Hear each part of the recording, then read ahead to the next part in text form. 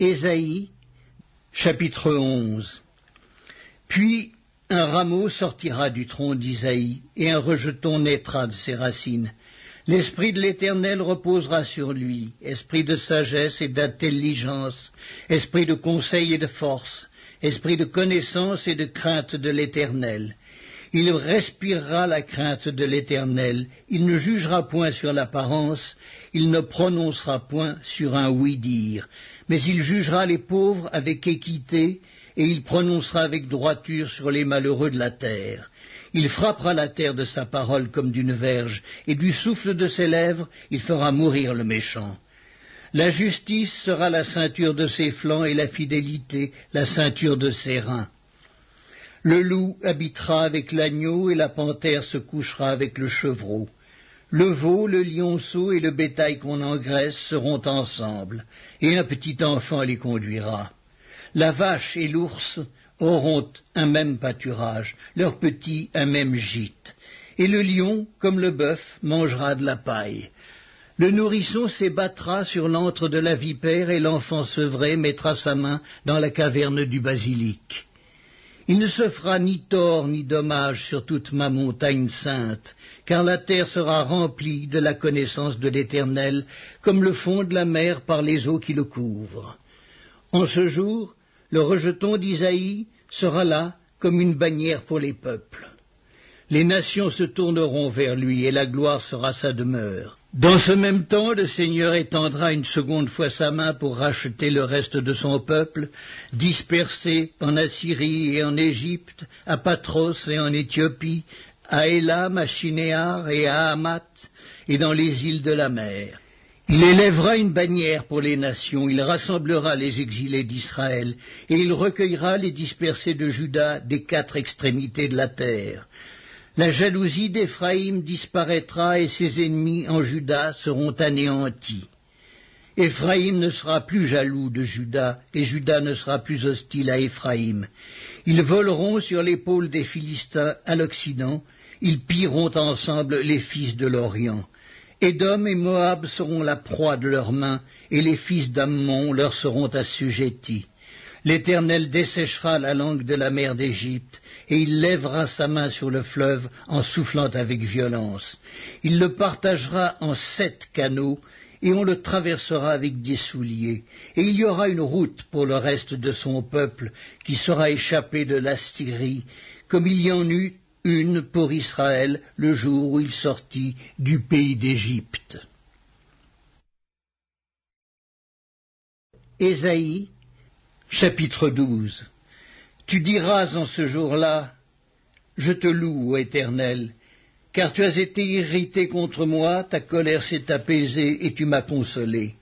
Voici, Dieu est ma délivrance, je serai plein de confiance et je ne craindrai rien, car l'Éternel est ma force et le sujet de mes louanges. C'est lui qui m'a sauvé. Vous puiserez de l'eau avec joie aux sources du salut, et vous direz en ce jour-là, louez l'Éternel, invoquez son nom, publiez ses œuvres parmi les peuples, rappelez la grandeur de son nom, célébrez l'Éternel, car il a fait des choses magnifiques, qu'elles soient connues par toute la terre. Pousse des cris de joie et d'allégresse, habitants de Sion, car il est grand au milieu de toi, le Saint d'Israël. Ésaïe, chapitre 13. Oracle sur Babylone révélé à Ésaïe, fils d'Amoz. Sur une montagne nue, dressez une bannière, élevez la voix vers eux, faites des signes avec la main, et qu'ils franchissent les portes des tyrans. J'ai donné des ordres à ma sainte milice, j'ai appelé les héros de ma colère, ceux qui se réjouissent de ma grandeur. On entend une rumeur sur les montagnes comme celle d'un peuple nombreux, on entend un tumulte de royaumes, de nations rassemblées. L'Éternel des armées passe en revue l'armée qui va combattre. Ils viennent d'un pays lointain, de l'extrémité des cieux. L'Éternel et les instruments de sa colère vont détruire toute la contrée. Gémissez, car le jour de l'Éternel est proche. Il vient comme un ravage du Tout-Puissant. C'est pourquoi toutes les mains s'affaiblissent et tout cœur d'homme est abattu. Ils sont frappés d'épouvante, les spasmes et les douleurs les saisissent, ils se tordent comme une femme en travail, ils se regardent les uns les autres avec stupeur, leurs visages sont enflammés. Voici, le jour de l'Éternel arrive, jour cruel, jour de colère et d'ardente fureur, qui réduira la terre en solitude et en exterminera les pécheurs. Car les étoiles des cieux et leurs astres ne feront plus briller leur lumière. Le soleil s'obscurcira dès son lever, et la lune ne fera plus luire sa clarté. Je punirai le monde pour sa malice et les méchants pour leurs iniquités. Je ferai cesser l'orgueil des hautains et j'abattrai l'arrogance des tyrans. Je rendrai les hommes plus rares que l'or fin, je les rendrai plus rares que l'or d'Ophir. C'est pourquoi j'ébranlerai les cieux et la terre sera secouée sur sa base par la colère de l'Éternel des armées au jour de son ardente fureur. Alors comme une gazelle effarouchée, comme un troupeau sans berger, chacun se tournera vers son peuple, chacun fuira vers son pays. Tous ceux qu'on trouvera seront percés, tous ceux qu'on saisira tomberont par l'épée, leurs enfants seront écrasés sous leurs yeux, leurs maisons seront pillées et leurs femmes violées. Voici, j'excite contre eux les Mèdes, qui ne font point cas de l'argent et qui ne convoitent point l'or. De leurs arcs, ils abattront les jeunes gens et ils seront sans pitié pour le fruit des entrailles. Leur œil n'épargnera point les enfants. Et Babylone, l'ornement des royaumes, la fière parure des Chaldéens, sera comme Sodome et Gomorrhe que Dieu détruisit. Elle ne sera plus jamais habitée, elle ne sera plus jamais peuplée. L'Arabe n'y dressera point sa tente, et les bergers n'y parqueront point leurs troupeaux. Les animaux du désert y prendront leur gîte. Les hiboux rempliront ses maisons, les autruches en feront leur demeure, et les boucs y sauteront. Les chacals hurleront dans ses palais, et les chiens sauvages dans ses maisons de plaisance. Son temps est près d'arriver, et ses jours ne se prolongeront pas.